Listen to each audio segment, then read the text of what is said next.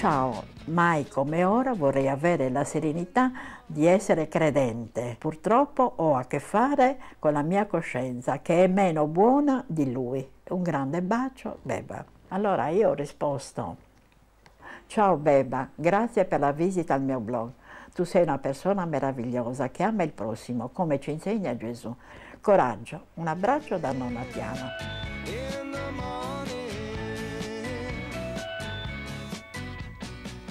Forse a tiro perché sono una persona comune, una vecchietta, e forse sì, ho una certa autorità in questo senso, avendo la mia età, e tutti mi vedono come forse una persona saggia, non lo so, e mi ascoltano, mi accorgo che poi ripetono le visite. Per i blogger è nonna Tiana, l'80enne sprint che ora di anni ne ha 81 e che in 11 mesi da quando ha aperto il suo blog ha avuto quasi 45.000 contatti. Il suo diario in rete va per la maggiore e il suo pubblico è quanto mai eterogeneo. Ci sono gli anziani, i giovani e i bambini.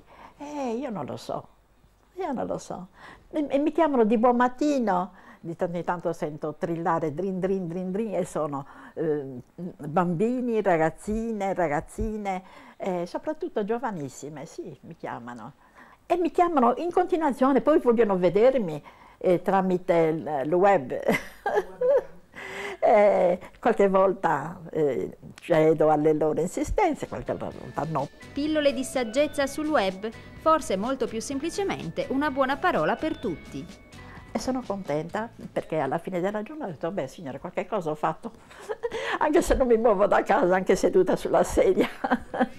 Una vita passata al servizio del prossimo, 35 anni di insegnamento e una volta in pensione il volontariato vicenziano con i poveri e la parrocchia. Poi la morte del marito dopo una lunga malattia, la depressione, la solitudine e la scoperta di un male, un tumore diffuso che gli specialisti credevano incurabile. E invece poi non lo so. Fatto sta, o la preghiera, o l'aiuto del cielo, o la cura. Io sono trascorsi già 4 anni e io sto bene. Ringrazio il Signore che ancora un pochino di memoria ce l'ho e così un po' alla volta. Mia figlia è molto paziente. Le prime volte insomma, doveva insistere perché io potessi andare avanti. Poi piano piano ho detto una cosa come tante altre cose che ho fatto nella vita. Sì, il computer è stato un mezzo molto efficace per distrarmi dai tristi pensieri. Oltretutto mi ha aperto questo nuovo mondo dove io sono conosciuta da tanti, perché dicevo, ma non finisce che brutta la vita così chiusa, non mi conosce nessuno, non parlo con nessuno.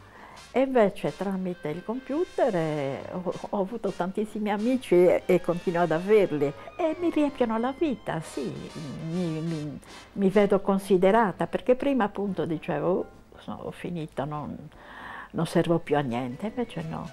Nonna adottiva, amica, consigliera, Sebastiana Azzori si è aggiudicata anche il premio Donna al traguardo dell'anno. Nel suo blog le sue poesie, i suoi racconti, i suoi pensieri. Soprattutto mi hanno colpito gli emigrati. Gli emigrati mi chiamano e dicono: lei ci fa sentire il profumo della nostra terra, perché parlo del mare, del Poetto, Sant'Elia, dei rioni, dei quartieri vecchi di Cagliari. Il suo prossimo obiettivo, il suo prossimo sogno qual è?